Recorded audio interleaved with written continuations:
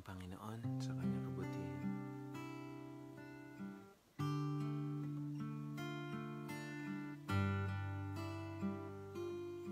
Never alone, because I know my Lord is with me. Never alone, He's always standing by. Jesus has promised to take my hand and lead me. Never alone, never alone am I. Why should I worry?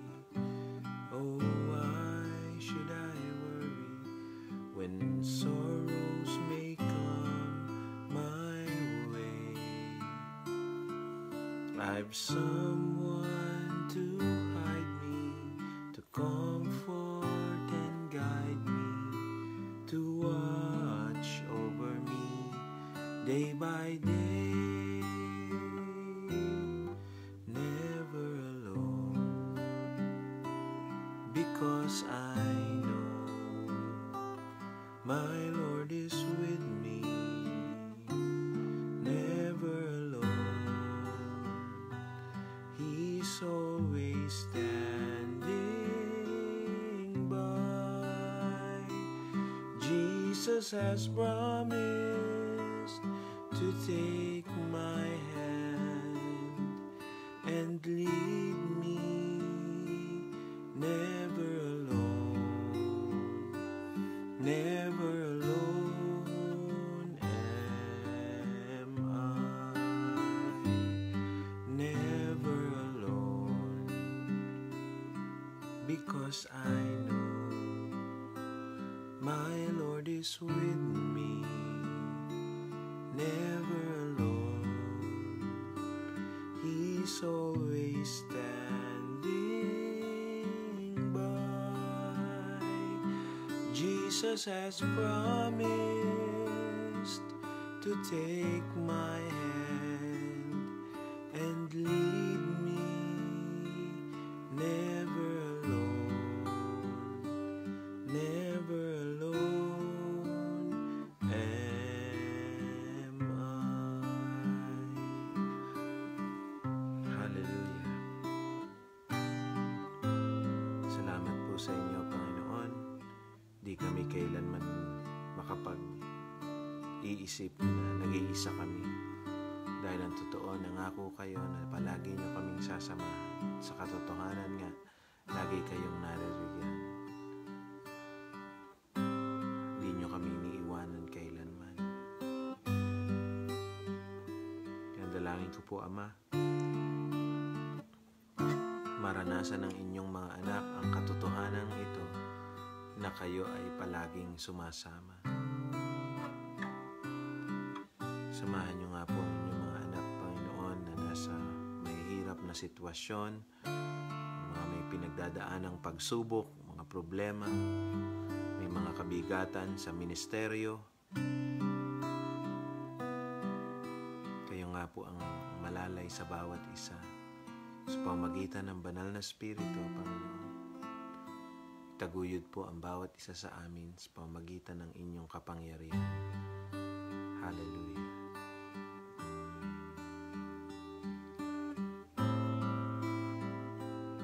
Salamat po sa inyo, aming Ama. Pinupuri po namin kayo. Nagpapasalamat rin po kami na sa pag-aaral sa umagang ito, Espiritu ang mangunguna sa amin. Hallelujah.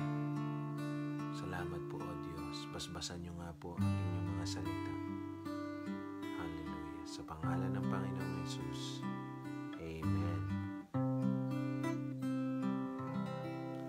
Purihin ang Panginoon. Hallelujah. Hallelujah. Salamat sa Diyos. Tayo po ay naririto ngayon sa Galilee Mission Center dito po magaganap yung camp meeting. Malapit na po sa February 4 to 7. Kaya salamat sa Panginoon at excuse me po. Medyo madaling araw na ako nakarating dito. Hinatid ako ng mga kapatiran at nauna po ako para makapanalangin para ang Panginoon ay tanungin sa mga bagay na nais niya na gawin natin. Kaya at habang naririto po ako yung magpa-fasting din. Kaya naanyayahan ko kayo na magpadala rin ng inyong mga prayer request na maari ko maisama sa pananalangin. At anumang ipapadala niyong prayer request, diyan na lang po sa comment nitong devotion na ito ay alam ng Panginoon at ang Diyos ang tutugon. Okay? Doon na po tayo sa ating pag-aaral sa 1 John chapter 2 verse 15 hanggang 17. Nandoon po tayo. Malamig po rito. Hallelujah. Pasensya na po kayo, makakapalang kumot dahil malamig. 1 John chapter 2 verse 15 to 17. Babasahin ko po, ganito po ang sinasabi. Huwag ninyong ibigin ang mundo o ang mga makamundong bagay. Ang umiibig sa mga ito ay hindi umiibig sa Ama, sapagkat ang lahat ng kamunduhan, ang masasamang hilig ng laman, ang pagnanasa sa mga nakikita ng mata, at ang anumang pagmamayabang sa buhay, ay hindi nagmumula sa Ama, kundi sa mundo. Ang mundo at lahat ng bagay dito na hinahangad ng tao ay mawawala. Ngunit ang taong sumusunod sa kalooban ng Diyos ay mabubuhay magpakailanman. Purihin ng Panginoon. Palain ang kanyang mga salita. Ayos ko lang natin. So, sa umagang ito, tutuloy natin yung ating pag-aaral na binabanggit dito yung 3 bagay na makikita sa mundo. Sinasummarize yung lahat ng naririyan. Ano yon? Yung lust of the flesh. Dito, ang masasamang hilig ng laman.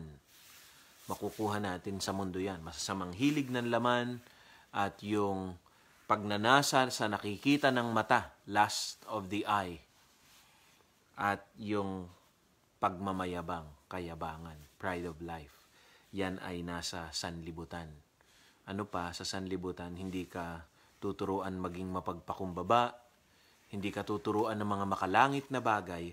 Ang itutuon sa iyo ay yung mga bagay dito sa lupa. Karoon ka ng pagnanasa. Now, ano po ba yung lust of the flesh? Pagnanasa ng laman. Sa Galatia chapter 5, verse 19. Galatians chapter 5 verse 19. Mapalad tayo mga kapatid kung tayo ay namatay sa ating sarili at inialay na natin yung ating buhay sa Panginoon. Hindi na tayo natatali nitong pagnanasa ng laman na ito. Pero ano po ba ito? Tignan ninyo. Galatians 5:19, ganito po ang sinasabi. Ang mga taong sumusunod sa ninanasa ng laman ay makikilala sa gawa nila. So ito, umanhin po sa paghikap. Ganito yung makikita natin sa mga tao na sumusunod sa ninanasa ng laman. Okay? So ano yon? Sexual na immoralidad. Sa mundo, ano makikita natin sa mundo? Yung sexual na immoralidad ay katanggap-tanggap. Mapapanood natin yan sa mga pelikula, sa mga telenovela, sa mga panoorin, yung kahit sa mga awit na makasanlibutan. Yung sexual na immoralidad, ano-ano man yun. Ano po? Kalaswaan, kahalayan, pagsamba sa Diyos-Diyosan,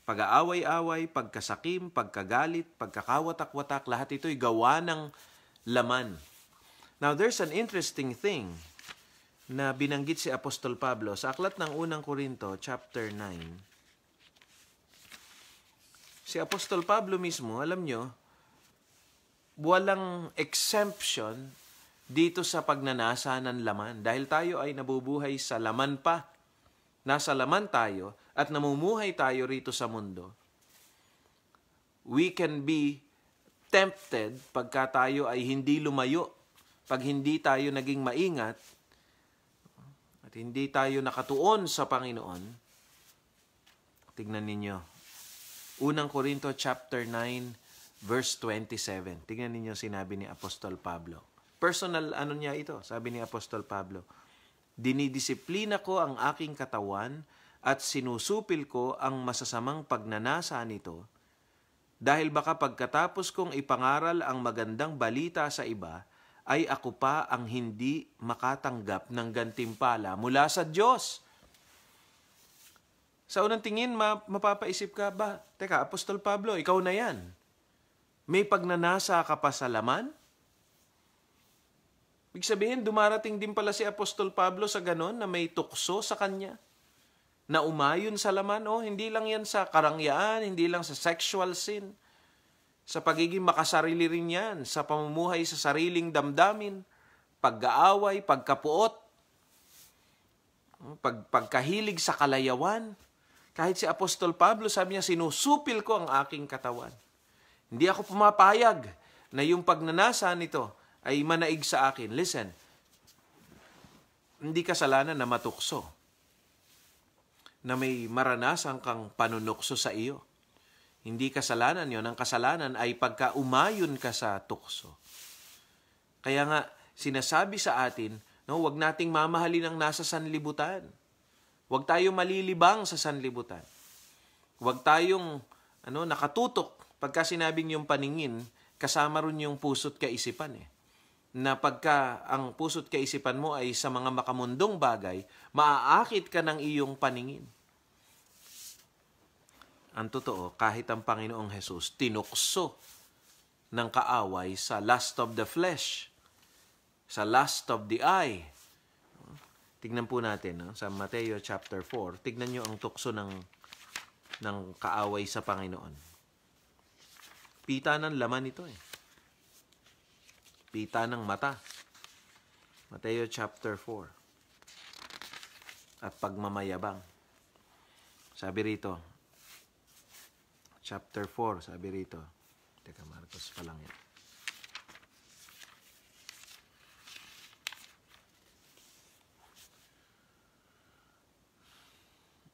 Dito tayo. Verse 8, pagkatapos dinala pa siya ng dyablo sa isang napakataas na bundok at ipinakita sa kanya ang lahat ng kaharian ng mundo at ang kayamanan at kadakilaan ng mga tao. Lust of the eye, lust of the flesh. Ito ang mundo.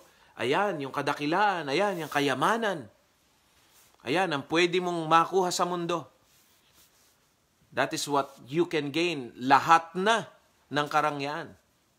Nagkaroon ng audiovisual presentation si Satanas para ang Panginoon ay tuksuhin. Ano lang ang gagawin?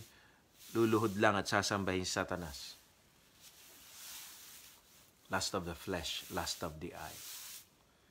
Si Eva, paano siya tinukso ng kaaway? Lust of the flesh, lust of the eye. May kasama pang pride, yung pagnanais na maging kagaya ng Diyos. Dito po tayo sa chapter 3. Sa verse 6, nang pinagmasdan ng babae ang puno. Nga, ang ganda nga. Iba yung tinignan, iba yung nakita sa tinitignan. Pinagmasdan niya. She looked. Kita ng babae yung puno. Ano sabi rito? Verse 6, nang pinagmasdan ng babae ang puno, napakaganda nitong tignan at ang bunga ay parang masarap kainin. Lust of the eye. Lust of the flesh, ang sarap nito. Gusto ko ito. At ito pa, ang kasunod niyan. At dahil sa pagnanais niyang maging marunong, pumitas siya ng bunga at kumain ito. Pride. Gusto niya lang naman maging matalino. No. Listen, sabi ng kaaway, verse 4, pero sinabi ng ahas, hindi totoong mamamatay kayo. Sinabi iyan ng Diyos dahil alam niya na kapag kumain kayo ng bungang iyan, mabubuksan ang isip niyo at magiging katulad niya kayo. Yun ang gusto ng babae. Gusto ko rin maging matalino katulad ng Panginoon. Ayoko, isang tabi ko ang Panginoon. Mukhang dinadaya nga kami ng Diyos. Ayaw niyo maging matalino kami. Di naman pala kami mamamatay. Pag-iisip yun sa sarili. Ang gagawin ko, kakainin ko ito dahil gusto ko rin maging kagaya ng Diyos. The pride. Kung saan bumagsak si Satanas sa pride na itataas ko yung aking trono, magiging kagaya ako ng Diyos, ganun din tinukso si Satanas, the pride. Pero hindi basta-basta na uwi sa pride, nag-umpisa sa paningin. Now, pagsasama-samahin ko na yan sa Mateo, Mateo, tama. Sabi sa verse 5, chapter 5. Tingnan ninyo, sabi naman ng Panginoon pagdating sa paningin. Mateo chapter 5, verse 27 to 28. Sabi rito ng Panginoong Jesus, narinig ninyo na sinasabi noong una, Matthew 5, 27 to 28. Huwag kang mangangalunya, ngunit sinasabi ko sa inyo na ang tumingin lang sa isang babae ng may masamang pagnanasa ay nagkasala na ng pangangalunya sa kanyang isip. Yung pagtingin na may pagnanasa, lust of the eye. Ito, sa context na ito, sa babae. Alam nyo, sa panahon ngayon, hindi nga kinakailangan aktual na babae. Sa YouTube na lang. Pornography. Tumitingin ka at nagkakaroon ka ng pagnanasa. Ano ba itsura ng tingin na may pagnanasa? Yung parang, at naglalaro sa isip mo kung ano-ano. Pero yung works of the flesh ay hindi lang sa pagnanasa, tumitingin ka na may puot, tumitingin ka na may galit, pagtingin na may pagkakawatak-watak, sama-sama na yan. Pag-iisahin ko na po yan, mga kapatid. Yan ang nasa mundo na hindi natin inaayunan dahil tayo'y mga anak ng Diyos. Kagaya nga sabi ko sa inyo kanina, mapalad tayo dahil kung ikaw ay anak ng Diyos at ang Espiritu ng Diyos ay kumikilos sa iyo, hindi ka natatali nitong mga bagay na ito. Itong lust of the flesh, itong lust of the eye, itong kayabangan, wala sa iyo ito. Bakit? Ang Espiritu ng Diyos ang kumikilos sa iyo. Mapalad po tayo. Hindi tayo kinakailangang matali ng mga bagay na ito. Sa Job chapter 31, may gusto ko ibigay sa inyo na talata. Napakaganda. Aklat ng Job chapter 31, verse 1. Sabi rito, ipinangako ko sa aking sarili na hinding-hindi ako titingin ng may pagnanasa sa isang dalaga. I have made a covenant with myself. Sa ibang salin, I have made a covenant with my eyes. Hindi ako titingin sa ibang salin, berhen, sa isang dalaga. Hindi ako titingin na may pagnanasa. Tipan ko na yan. Sinet ko na yan. Kagaya ng sabi ni Apostol Pablo, sinusupil ko ang katawan na ito. Whenever there is temptation, sa tuwing dumarating yung mga bagay na ito, hindi po pwede. Sa verse, chapter 119, verse 37 ng mga awit, Salmo, chapter 119, verse 37, sabi rito, isang magandang panalangin, ilayo niyo ako sa pagnanais ng mga bagay na walang kabuluhan. Panatilihin niyo ang aking buhay ayon sa inyong pangako. Keep me, O Lord, from looking sa mga kasalanan, sa mga pagnanasa ng buhay na ito. Ingatan niyo po ako, Panginoon. So, what is our struggle? Nakikipagbaka tayo sa mundong ito. Kaya nga, mga kapatid, tulungan natin yung ating sarili. Layuan nyo na yung mga palabas sa TV na hindi ipinopromote ang kabanalan at katuwiran ng Panginoon. At ang ipinopromote ay kamunduhan. Yung pagnanasa sa daigdig na ito, sa kayamanan, sa layaw, sa kasalanan. Dahil pagkaya ng palagi nating nakikita, magdidilim ang ating paningin. Naku mga kapatid, pag yan ang ipinapakain natin sa ating sarili, sa Mateo chapter 6. Mateo chapter 6, verse 22. Mateo chapter 6, verse 22. Sabi rito, ang mata ang nagsisilbing ilaw ng katawan. Kung malinaw ang iyong mata, maliliwanagan ang buo mong katawan. Ngunit kung malabo ang iyong mata, madidiliman ang buo mong katawan. Kaya kung ang nagsisilbing ilaw mo ay walang ibinibigay na liwanag, napakadilim ng kalagayan mo. Itong mata, ito nagsisilbing liwanag eh. So where do you look? Ano ang nakikita ng iyong paningin? Saan ibinabaling yung paningin na yan? Diyan nahahawa yung buong katawan sa paningin na yan. Sa kawikaan nga, sabi na, mga bagay na ayaw ng Panginoon na proud look. Yung pagtingin na may kayabangan. Yung pagtingin sa kalaswaan. Yung pagtingin na may paninibugho, galit, puot. At yung pagnanasa sa kamunduhan sa mga ino-offer ng sanlibutang ito. Mga kapatid, walang bahagi sa isang mananampalataya, sa isang anak ng Diyos, ang mga bagay na ito. Pero may mga tao na Christian, na mga anak ng Diyos, ang nadadaya. Bakit? Kasi nga yun ang palagi nating pinapanood. Yun nga ang palaging sumisiksik sa isip natin. Nangyayari, na-adapt natin yung kaisipan ng sanlibutan.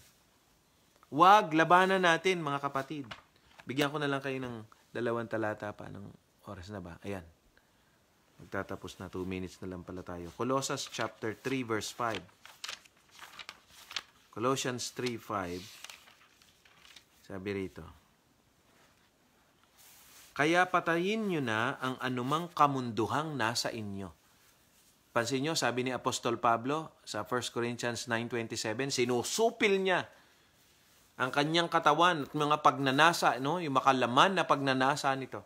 Ngayon, sabi rito sa atin, Colossians 3:5, kaya patayin nyo na ang anumang kamunduhan na nasa inyo, ang sexual na imoralidad, kalaswaan, pagnanasa at kasakiman, nakatumbas na rin ang pagsamba sa mga Diyos-Diyosan, parurusahan ng Diyos ang mga taong gumagawa ng mga bagay na iyon.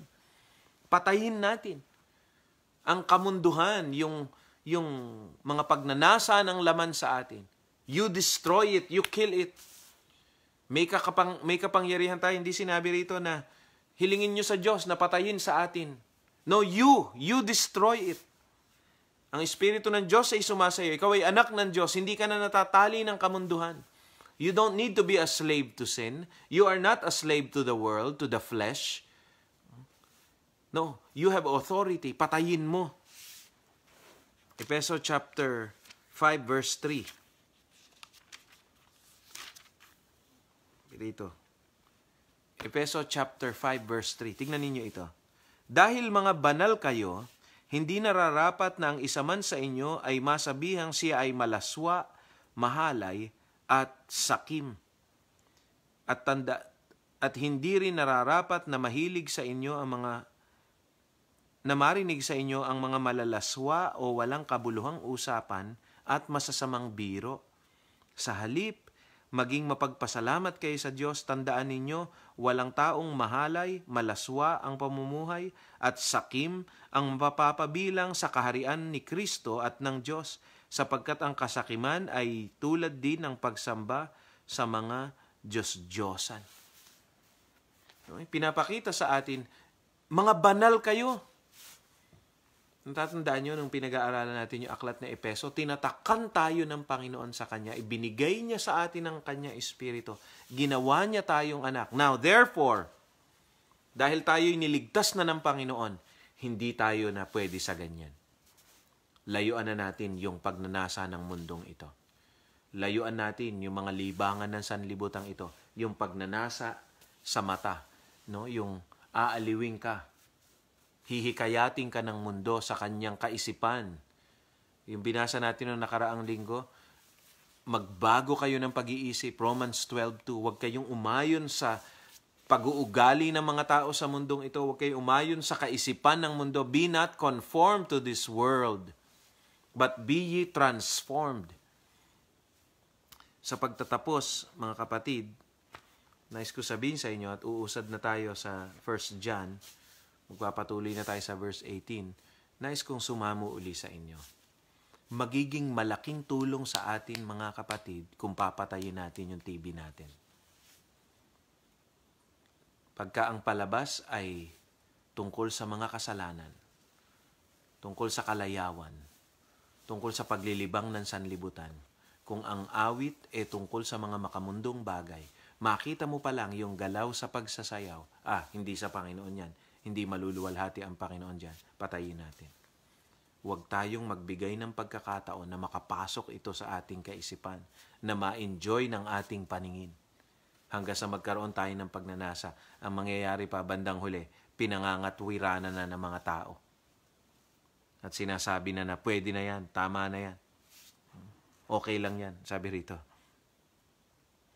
Huwag kayong, verse 6, Efeso 5:6, huwag kayong padadala sa walang kabuluhang pangangatwiran ng iba tungkol sa masama nilang gawain dahil galit ang Diyos sa mga suwaid. Mangangatwiran pa yung mga tao. Pwede na ito. Okay na ito. Mabiyaya naman ng Panginoon. No, nasa biyaya na tayo ng Panginoon. Wala nang tali sa atin ang kasalanan ng kamunduhan. Meron akong pinanood na pagdiriwang ng mga kabataang Christian sa isang church natin. At naku po, yung mga galaw nila, yung mga pagsayaw nila, mukhang hindi tungkol sa Panginoon. Mukhang sa mundo ang ipinagmamalaki. Pero Christian yung tugtog. Pero yung mga galaw hindi purihin ang Panginoon. Hindi ako marunong sumayaw. But anyway, let us be wise. Basahin ko uli bago tayo magtapos. Maging matalino po tayo, mga kapatid. 1 John chapter 2, verse 15 to 17, huwag ninyong ibigin ang mundo o ang mga makamundong bagay. Ang umiibig sa mga ito ay hindi umiibig sa Ama, sapagkat ang lahat ng kamunduhan, ang masasamang hilig ng laman, ang pagnanasa sa mga nakikita ng mata, anumang pagmamayabang sa buhay, pride, sa ibang pagkakataon naman natin pag-uusapan yung pride, ay hindi nagmumula sa Ama kundi sa mundo. Ang mundo at lahat ng bagay dito na hinahangad ng tao ay mawawala, ngunit ang taong sumusunod sa kalooban ng Diyos ay mabubuhay magpakailanman. Dalangin ko, patuloy paunawa sa atin ng Panginoon ng mga bagay na ito. Tayo po'y manalangin. Ama naming Diyos, salamat po sa inyo, sa inyong papuri at pagdakila. Salamat dahil kami inyong mga anak at hindi kami kinakailangang matalian ng mga pagnanasa ng mundo. Yung lust of the flesh, lust of the eye, kayabangan. Hindi namin kinakailangang maalipin ng mga bagay na ito. Salamat na binigyan nyo kami ng bagong buhay at kapamahalaan laban sa mga ito para masupil ang gawa na ito. Salamat po, O Diyos. Kaya nga po, patuloy nyo kaming ingatan sa pamamagitan ng inyong Espiritu at bigyan ng tagumpay sa bawat araw. Sa inyo po ang papuri at pagdakila sa pangalan ng Panginoong Hesus. Amen. Patuloy na po akong humihingi ng tulong sa inyo para sa camp. Sama po natin sa pananalangin at hilingin natin ang paggawa ng Panginoon at lahat po ng mga church dito sa Taiwan at sa Middle East. Hinihiling ko po isama natin sa panalangin at magtulong-tulong po tayo makita natin yung paggawa ng Panginoon sa taong ito. God bless po sa inyo. Binabati ko aking misis. I love you nang at yung mga anak ko na hindi ko po kasama. Nag-iisa na lang ako ngayon dito. Kaya never alone po tayo ngayon. Yan, isa po sa kwarto na gagamitin dito sa camp. Madilim na po sa labas pero nasa kabundukan po ako. Nasa loob ako ng isang cottage. Pero nasa gitna, nasa taas po ako ng bundok ngayon. Dito po yung campsite para sa ating camp meeting sa Chinese New Year. God bless po sa inyo. See you tomorrow po. To God be the glory.